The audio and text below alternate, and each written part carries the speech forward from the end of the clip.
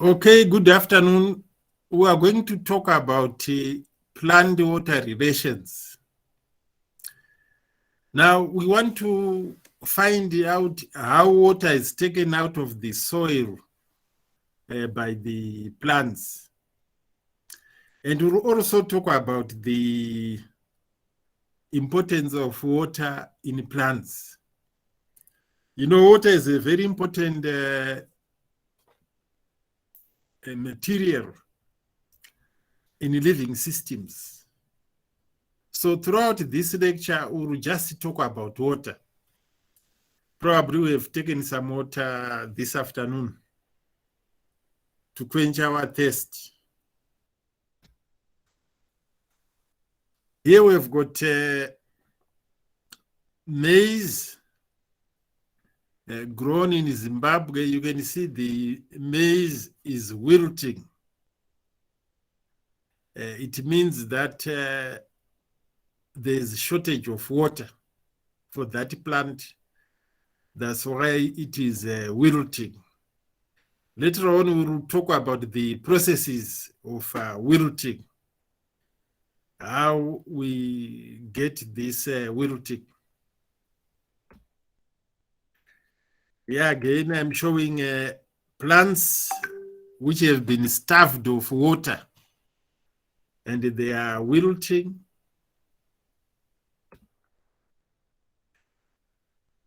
Here again, we've got plants showing drought effects. These plants, you can see that they are actually drying. This is a serious water loss.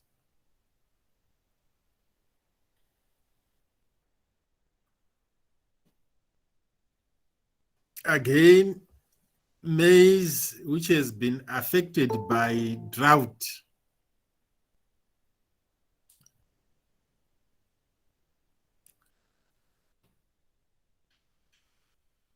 This is actually dry maize. This has lost a lot of water.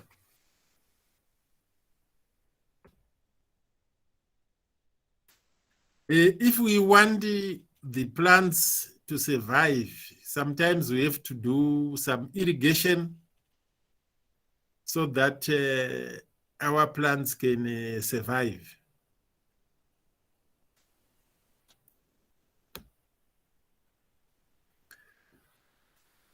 These plants... Yeah, I cannot the slide. Good afternoon.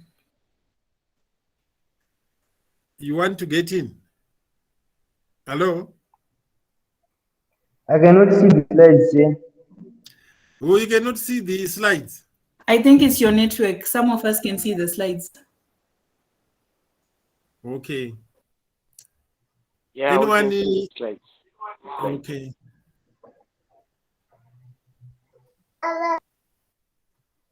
Anywhere who send the video, I've already posted the video.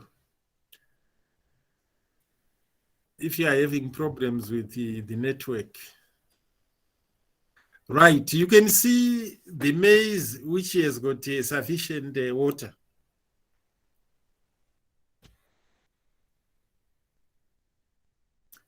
Now we move on to the subject matter itself, water. You may be interested to know that water is the major constituent of living organisms. For example, plants can contain about 20 to 70% of water. So the other part could be dry matter, but the other part could be actually 70% water. So water is part of the plants. Sorry. So let us talk about the importance of water or roles of water. Number one, it is in a liquid state and provides the medium for biochemical reactions in plants. So for any chemical reaction to take place in a plant, for example, biochemical reactions, they need water as the medium. Victoria chifamba takungonzwa iwewe. So number two, Can you mute your Mati. Can you mute your mic, Victoria? Nyararo. Victoria Chifamba, please mute your mic. okay, I think we are fine now. The second point is water can be used for cooling the plants. Because of these chemical reactions, temperature may be increased and it may interfere with the biochemical reactions. So plants may require cooling and the water can do that process. The other third point is that water can be used as a solvent. For example, it can dissolve mineral nutrients, and these mineral nutrients can be transported in solutions in the plant. So before I leave this slide, there are 3 points. Water is important for biochemical reactions. Water is important for cooling the plant. Water is important for making solutions to transport mineral nutrients.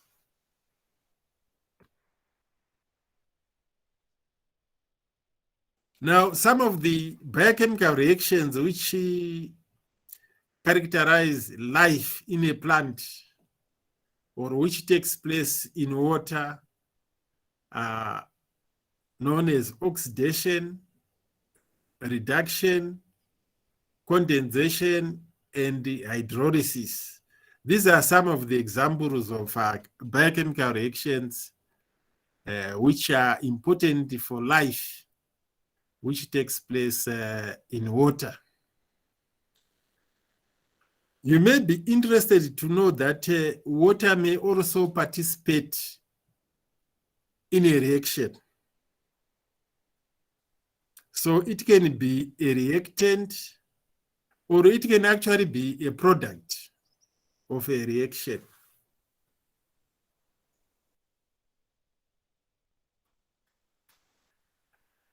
Some of the properties of water which are important, which you may need to know, is that water is transparent. That it means it can allow light to pass through it,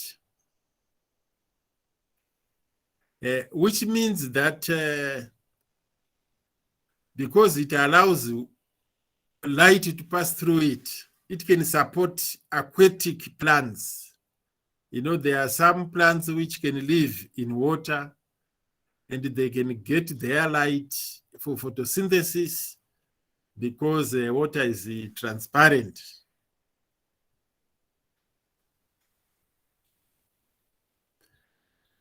Now, what exactly is water?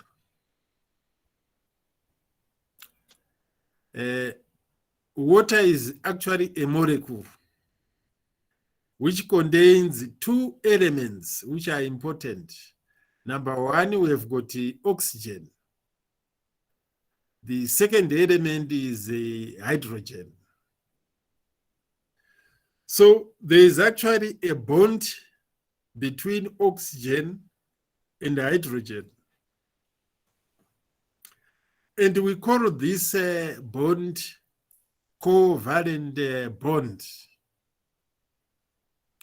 So there's a covalent bond between oxygen and hydrogen.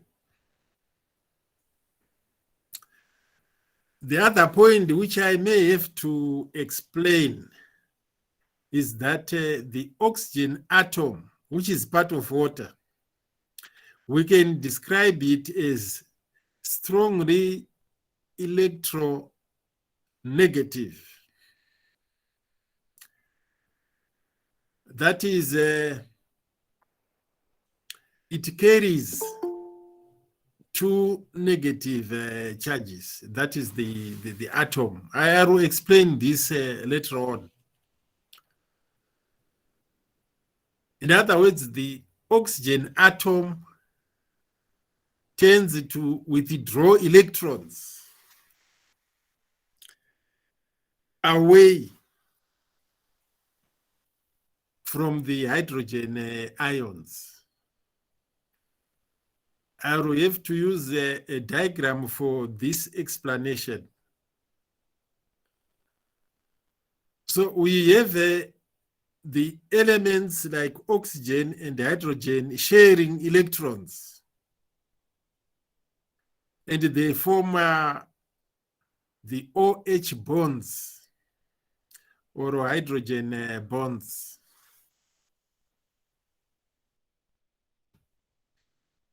Here I have got a diagram of water. Now, the circles which you see in green with green axis, and the center which is also green, represent the oxygen atom.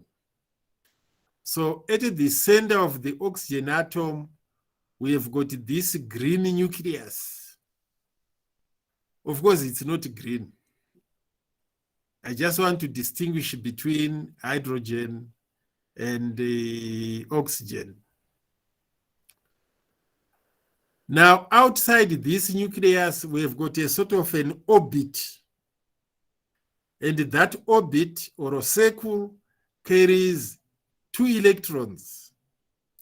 These electrons are represented by these two axes. You can call it a shell if you want, or a circle, or an orbit.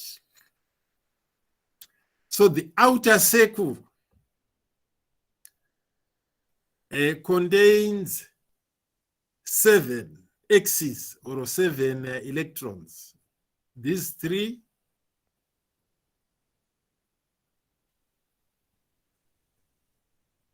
plus 2. In fact, it contains 6 electrons, sorry. But for that circle to be neutralized or to be satisfied, it requires 2 more electrons. I hope you get what I'm saying. Now, we also have the red circle and the red center. The red center is a nucleus for hydrogen. Now, hydrogen is only 1 circle plus 1 electron. Again, here we've got another hydrogen plus 1 electron. So if we are going to have water molecule, what tends to happen is that the hydrogen ions tend to share their electrons with water. Once they share their electrons with water, it means the outer circle for water will now contain 8 electrons. And we say the oxygen atom becomes neutral. Now, when the electrons of hydrogen atoms are being shared with the oxygen atom, they form these bonds or association, which creates water. So the water molecule will simply have oxygen plus 2 hydrogen atoms.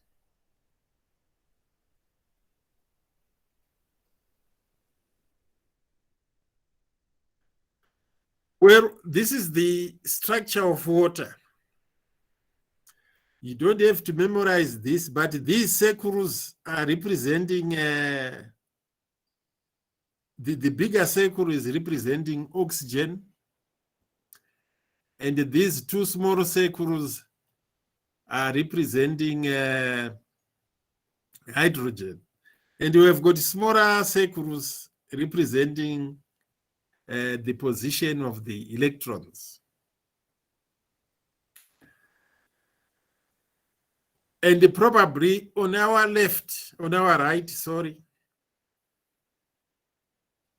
this could be the real structure of water. You can see on the left, we have got good circles. But when we move to the right, you can see these are altered circles. Here we are showing that most of the electrons which belong to hydrogen are withdrawn. They have been withdrawn by the powerful oxygen atom, which maintains its structure. But the hydrogen atoms are no longer in a circular form. In fact, this now looks like a cat. These are like ears, the hydrogen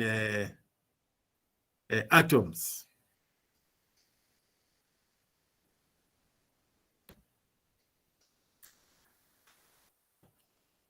So we can say that oxygen carries a partial negative charge because it has to attract the hydrogen ions. And we also say there's a partial positive charge which is shared by the hydrogen atoms. So the 2 hydrogen atoms each contribute a positive charge, which will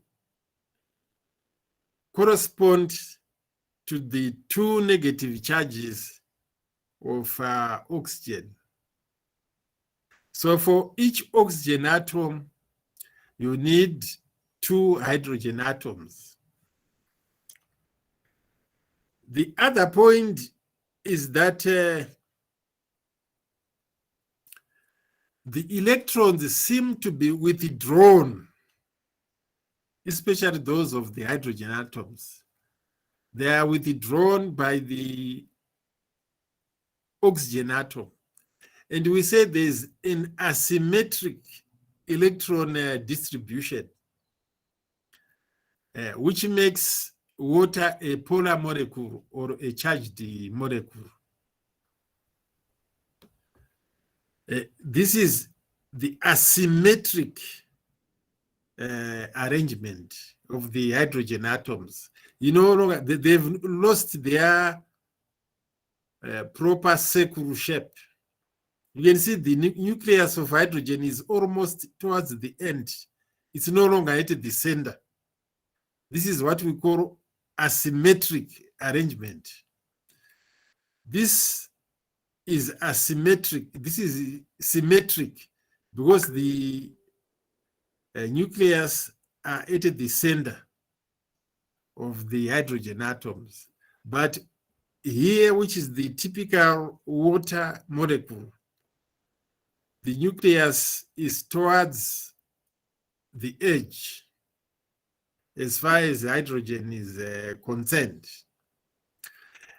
And these 2 hydrogen atoms will contribute some positive charges. So they have two positive charges, and this will have a negative charge, and possibly this will be two negative charges.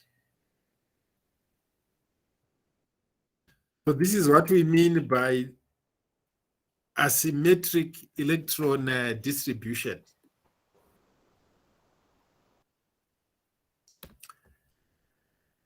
Please note that the water molecules are actually neutral, or they have a zero charge.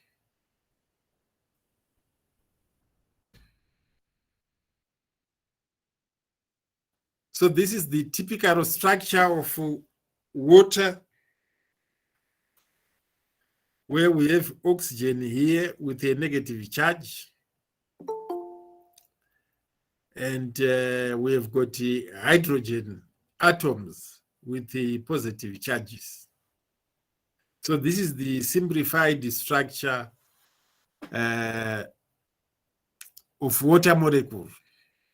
Please remember that a water molecule contains oxygen and two hydrogen atoms.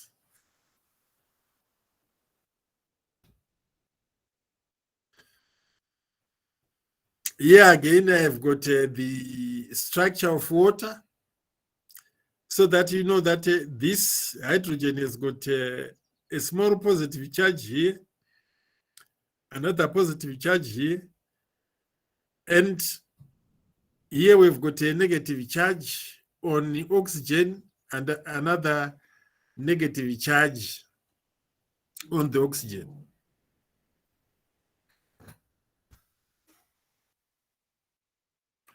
Here we've got two molecules of water,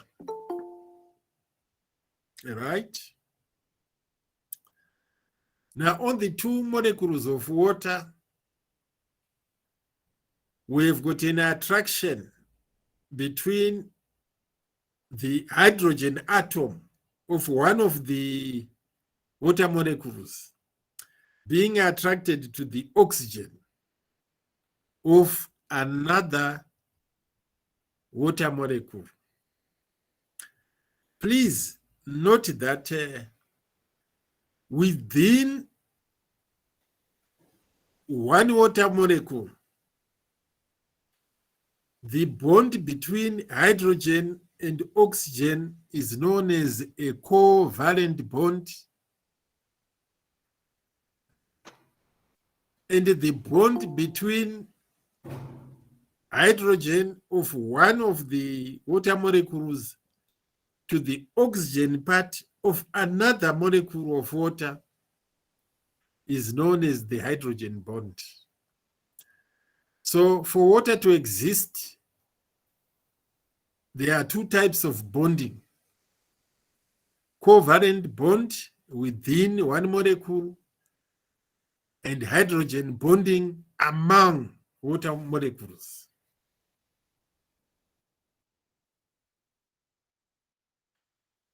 So like I said, the bonding in water, if we take this structure here, we have hydrogen bond. The hydrogen is attached to the oxygen of a different molecule. Also, like what is happening here. So this is the hydrogen bond. But within one water molecule, where we have hydrogen attached to the oxygen, we call it a covalent bond.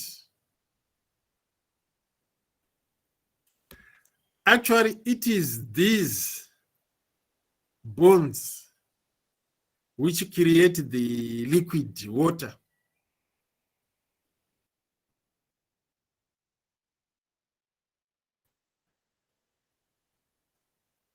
So like here we've got the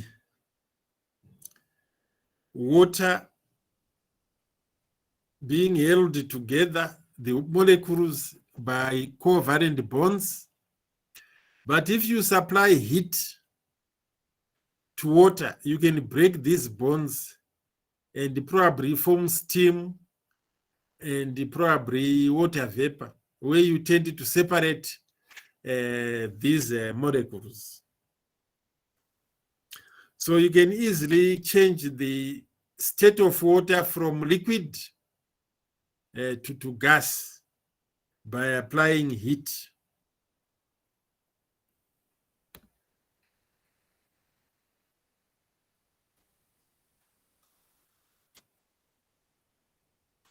Now let us look at the properties of water.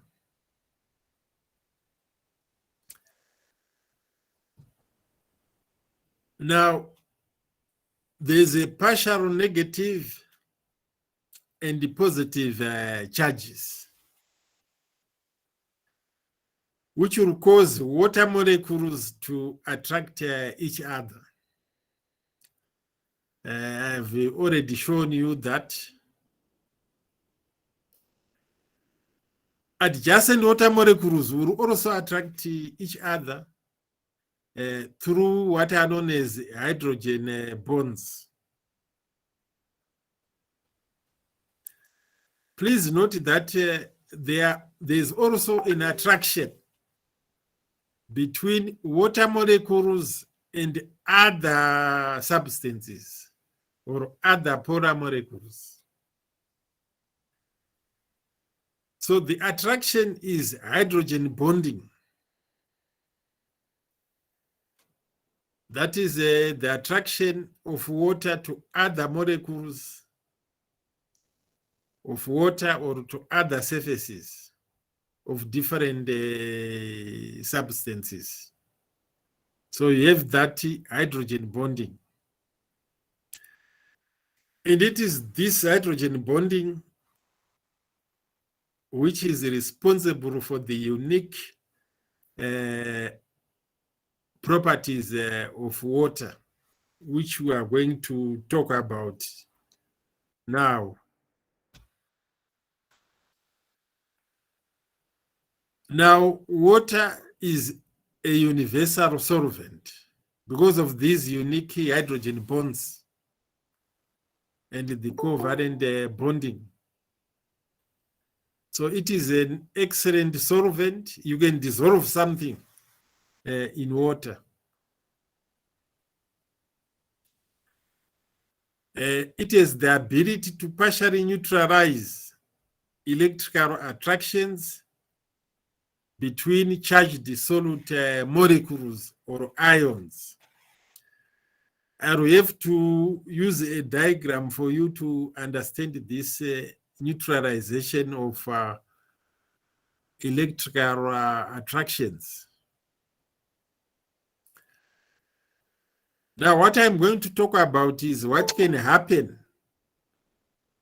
Let's say you take a beaker of water and you have got some salt, common salt, and you add that salt to water and you try to dissolve the salt.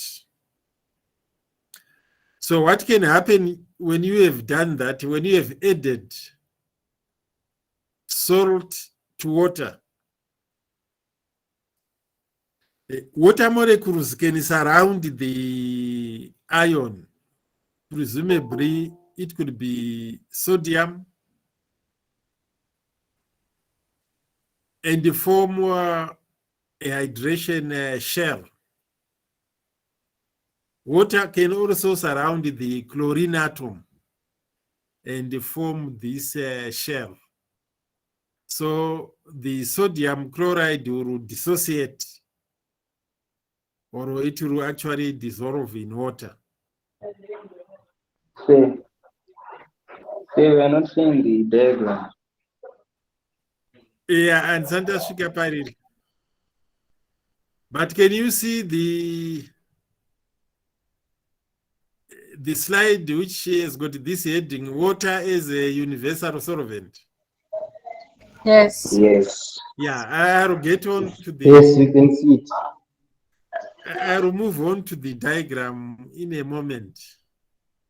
But are you following what I am saying, or I'm just shouting alone in this office? We are listening. Oh, no, we are listening. We are listening. Okay. Yes, we are following, sir. Because it looks We are like listening, sir. becoming a bit mad, in this office, just shouting alone. Okay. Yeah, Now, I want to talk about polarity, but don't you worry too much about this. Polarity is a property of water, which can be measured by dielectric constant. And we say water is the highest dielectric constant. This is actually physics. And we are not going to spend too much time on it. But just remember that water is the highest dielectric constant. But if you try to understand this dielectric constant, it may mean a brief journey into some physics. So don't worry about it at the moment.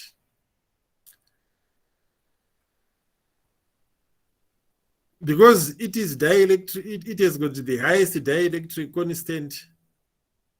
This is the reason why it is an excellent solvent for charged ions and molecules. Now, many of the soluble salts important in the plants are actually charged. Now we're going to move on to that diagram.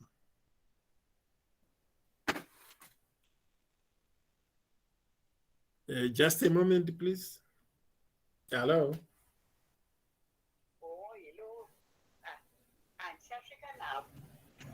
It's okay. It's okay.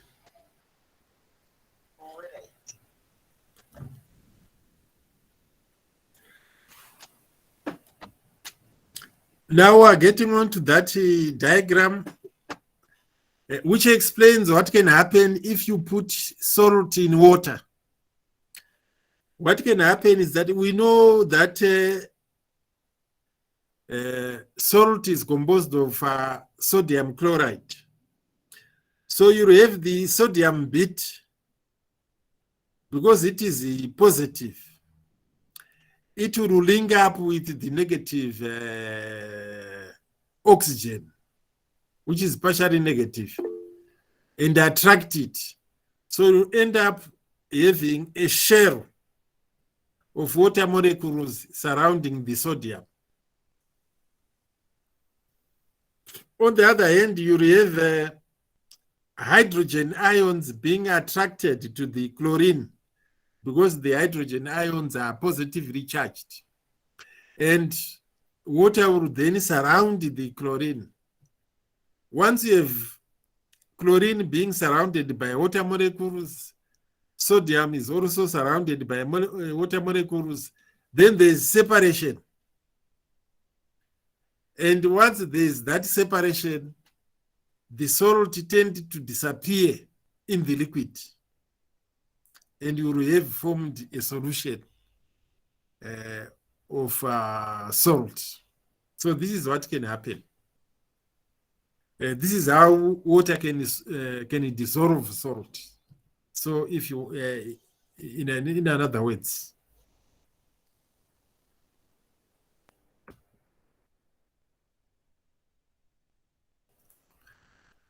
so let us just highlight some of the 5 major properties of water.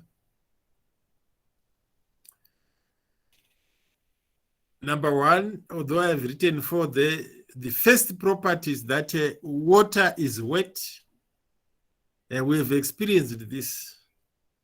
Where we apply water, it becomes moist, and we describe this as wet. This is possible because of the hydrogen bonds which hold separate molecules together. So polar areas may attract. So here we've got this water molecule being attracted to the other water molecule, and this can cause wetness. Remember that the oxygen end is negatively charged, and it can attract the positively charged hydrogen ends, and they can form the hydrogen bond. The other property is that of cohesion. Cohesion is the attraction of water molecules to each other. In fact, cohesion can also explain why we get this curve when we pour a liquid in a measuring cylinder. You don't get a straight line. You get this curve. We will explain this. The other term or property is the adhesion. Adhesion is the attraction of water molecules to other types of molecules. For example, the meniscus in a graduated cylinder, like here. So if you put water in a cylinder, you get this meniscus or this curve. Now, it's a result of the attraction of water molecules among themselves, which is cohesion, and the attraction of water molecules to the glass surface or to the glass molecules, which is adhesion. Now, there is something which can happen if you take a thin tube of glass and place it in a beaker of water. You can see water running up the thin tube. Or if you put a piece of cloth in water, you can see that the piece of cloth becomes wet. It is because of what is known as the capillary action. It's the movement of water through very thin tubes. And it is a result of two forces, cohesion and adhesion. Now, in plants, it is actually these two, cohesion and adhesion, which act together to pull water against gravity. We'll also talk about this later on.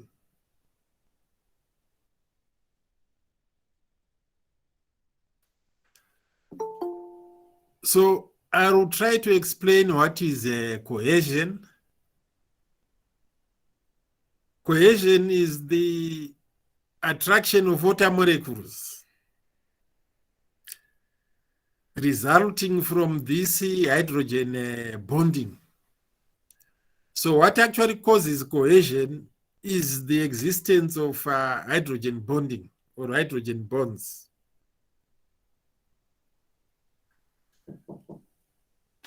Excuse me, come in.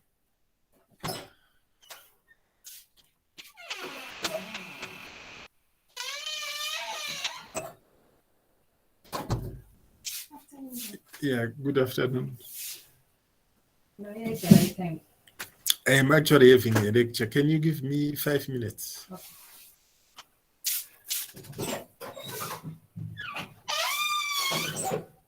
Sorry about the disturbance. Let me just explain this cohesion. Now, cohesion can cause water to have a high surface tension. Surface tension looks like a skin. It will appear as if water has got a skin.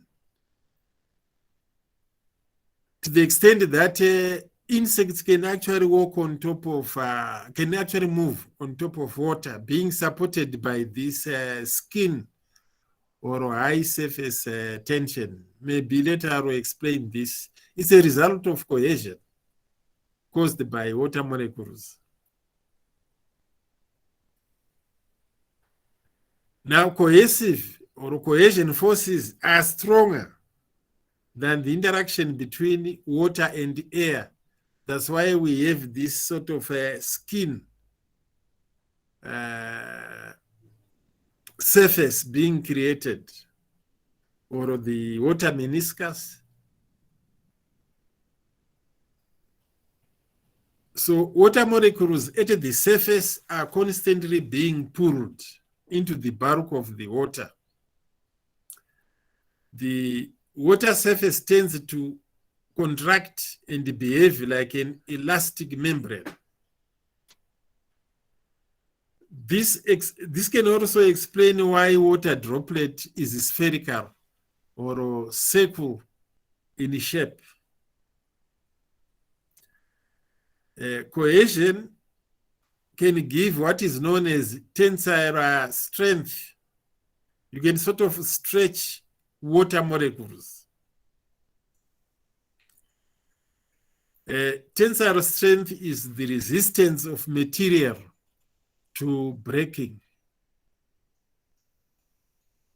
So water columns, probably in plants, are capable of withstanding high tension. They cannot easily break. And this is the result of cohesion.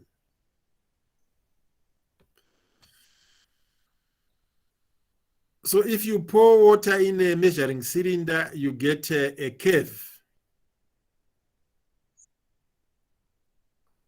or the meniscus. It's because of cohesion. Other property is adhesion.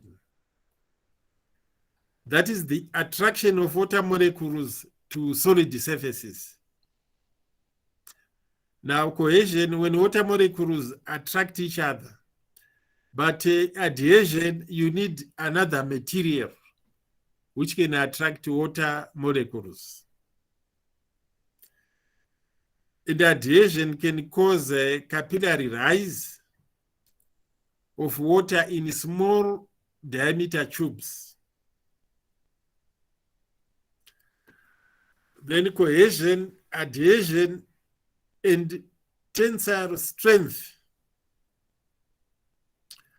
help to explain why water rises in capillary tubes, like what is shown here.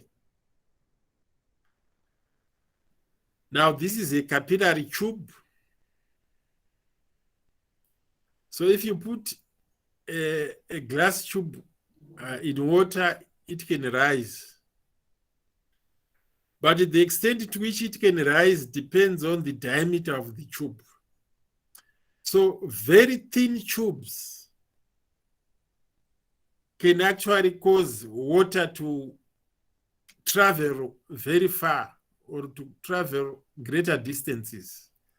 But wider tubes, they tend to travel short distances. I think for now, I will stop here. Then tomorrow, I will talk about the movement of water, probably in the plants. Or I will explain why water can actually move from one place to the other. So for now, I think I will stop here so that I don't put too much information at once. Okay, sir. Thank you so much. Okay. Yes, sir. Thank you so much. So when are we having the Right. lecture? So we stop here.